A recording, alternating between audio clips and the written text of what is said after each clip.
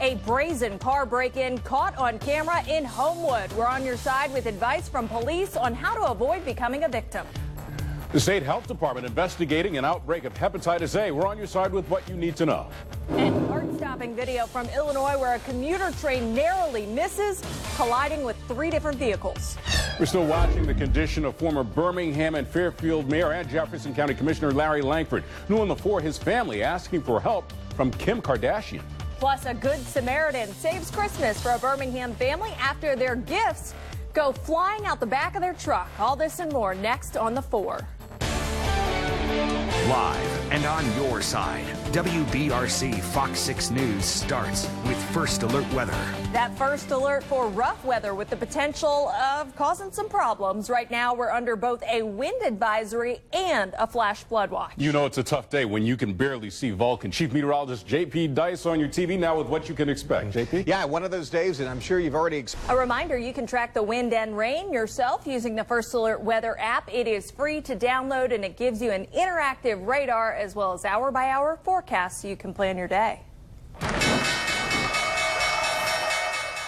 The stock market continuing to try to make a comeback this afternoon after making up for some losses earlier in the week. The Dow, after a rough start to the morning, closed up 258 points. The S&P 500 added 21 points. Despite those gains, though, stocks are down for the month of December. Coming up on 6 on your side, we're going to break down how the Dow and stocks are affecting you.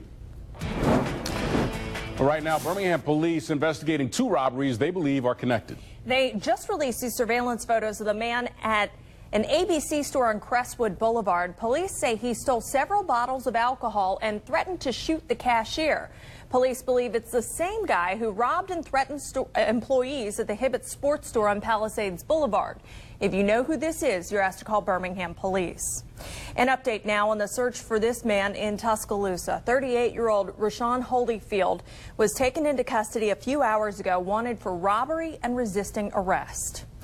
New at 4 o'clock, one of Larry Langford's nieces is asking Kim Kardashian for help with his case. In a tweet earlier today, she asked Kardashian for help in getting a compassionate release for Langford. His immediate family tells us they are still working to gain a reduction of sentence. Langford remains in critical condition in Kentucky. He's serving a 15-year sentence in federal prison for public corruption and bribery. We have learned the identity of the man shot and killed in Brighton yesterday. The Jefferson County coroner says 68-year-old Sylvester Allen was found dead in his front yard on Parker Spring Street. Law enforcement is still searching for the suspect. New information on the 4 about the flu in Alabama. According to a new report from the State Department of Health, flu cases are spreading fast. 3 influenza-like illness outbreaks were reported last week, but no deaths so far. 3 different strains are making people sick, with most of this illness in central and north Alabama. Health officials say all 3 strains are continuing to spread. They urge people to get vaccinated and take preventative measures to stay healthy. And right now, the Alabama Department of Public Health is investigating an outbreak of hepatitis A in North Alabama. Who should be concerned? John Huddleston joins us to answer that question. John? Bree, health officials say that right now the increase in Hep A cases. New video on the 4 showing what happened moments before police in Florida opened fire on a teenager. The Tide and Tigers ready to go bowling. Next on the 4, an update on Auburn from the Music City Bowl. A live report from our crew in Miami as Alabama prepares for the Orange Bowl. A dramatic rescue captured on camera as a puppy fights for his life in a frozen lake. A first alert for high wind and heavy rain. We're on your side as this.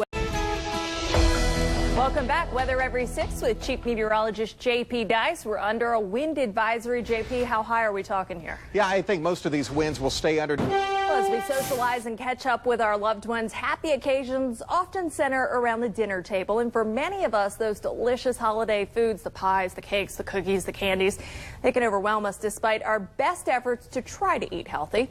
Joining us to talk about how to eat healthy this holiday season, UAB's registered dietitian and director of employee wellness, Anna Threadcraft. I love the holidays, and I think a lot of people would agree, maybe not so much for the presents, but definitely for the food. Absolutely. And most people don't expect dietitians to talk about healthiness when it comes to the holidays because they think we'll say you need to eliminate and limit, but really the key is that all foods can fit. All foods can fit, so even my really awful chocolate chocolate cookies or something. Absolutely. I think we need to go into the holidays with mindfulness, but also a moderation perspective. So by mindfulness, I mean when we go to a buffet or a work event where it's all you can eat, go in thinking about what you're going to put on your plate. The holidays can be really stressful, and we love our family, but we don't always like them, and sometimes we eat our stress through our food. Or we drink those extra calories. That's right. Yeah. That's another thing to consider. It's not just what you're eating, but what you drink. So if you're mindful about that, start with a glass of water rather than going to the sugary beverage or the alcoholic beverage. And then even starting with your plate with fruits and vegetables, then going for the higher fat options next. You're not eliminating, but you're limiting some of the higher fat options. So the key really is to pay attention and eat, till you're full and stop, right? That's right. I always tell people, aim to be satisfied, not stuffed after a meal. But see, satisfied to me means eating it all. I know. It takes some self-control, but you want to think long-term about what goals you can set that are sustainable. We all splurge every now and then, but what doesn't get us into trouble is not the 25th, it's the 1st through the 24th of December. So it's the habits we consistently do that we really have to watch out for. And watch out for the next week too, because going into New Year's, you're eating all the leftovers. That's right. All right, let's send it over to JP.